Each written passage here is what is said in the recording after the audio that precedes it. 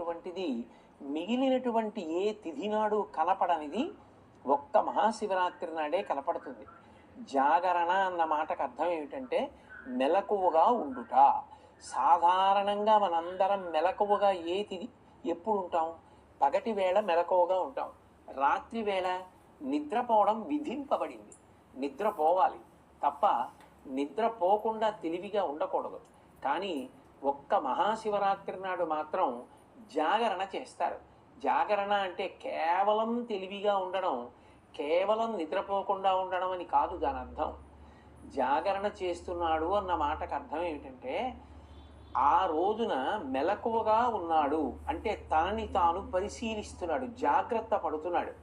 ఎందుకు మెలకువగా ఉన్నాడు అంటే ఏదైనా తనని పట్టుకోకూడనిది వచ్చి పట్టుకుంటుందేమో అని జాగ్రత్త పడుతున్నాడు. ఎక్కడి నుంచి వచ్చి పట్టుకుంటుంది?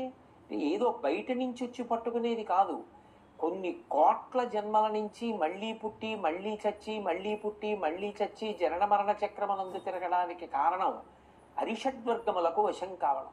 కామక్రోధశ్చ లోభశ్చ దేహే తిష్టంతి తస్కరాహ జ్ఞానరత్నాపహారాయ తస్మాత్ జాగ్రత్త జాగ్రత్త అంటారు. ఎప్పుడూ జాగ్రత్తగా ఉండు. అవి ఎప్పుడు పైకి లేస్తాయో తెలీదు. కామము, క్రోధము, లోభము, మదము, మోహము, మాత్సర్యము అనబడేటటువంటి 6 శత్రువులు కొంచెం ధ్యానం చేసి కొంచెం భక్తిగా ఉందామని ప్రయత్నం చేసేటప్పటికీ లోపల నుంచి ఆ శత్రువు పైకొచ్చి ఆ ఉపాసనని ధ్వంసం చేసి మనిషిలో రాక్షసత్వం కలిగేటట్టు చేస్తాడు. ఒక రాత్రంతా జాగరణ చేయడము అన్న మాటకు అర్థం ఏమిటంటే ఇటువంటివి తన దరికి చేరకుండా ఉండడానికి జాగ్రత్త పడడాన్ని అభ్యాసం చేస్తాడు. వీటన్నిటికీ విరుగుడేమిటి అంటే అవి మనని పట్టుకున్నాయి, మనం దాన్ని పట్టుకోలేదు. కామం నన్ను పట్టుకుంది, కామాన్ని నేను పట్టుకోలేదు. కోపం నన్ను పట్టుకుంటుంది, కోపాన్ని నేను పట్టుకోలేదు. లోభం నన్ను పట్టుకుంది, నేను లోభాన్ని పట్టుకోలేదు. అవి నన్ను వదిలిపెట్టాలంటే దానికి పరిష్కారం ఏమిటంటే ఏది చూస్తే దానికి చికాకు కలుగుతుందో అది కనపడితే అది వదిలేస్తుంది. ఉదాహరణకి జలగ పట్టుకుందనుకోండి, నెత్తురు తాగేస్తుంటుంది. మీరు జలగ పట్టుకుందని దాన్ని వదిలించుకుందామని పట్టుకుని లాగారనుకోండి, సాగుతుంది తప్ప వదలదు. అందుకే వీడు జలగలా సాగుతున్నాడు రా అంటారు. అప్పుడు ఏం చేస్తారు? జలగ ఎక్కడ పట్టుకుందో అక్కడ ముగ్గు తీసుకొచ్చి వేస్తారు.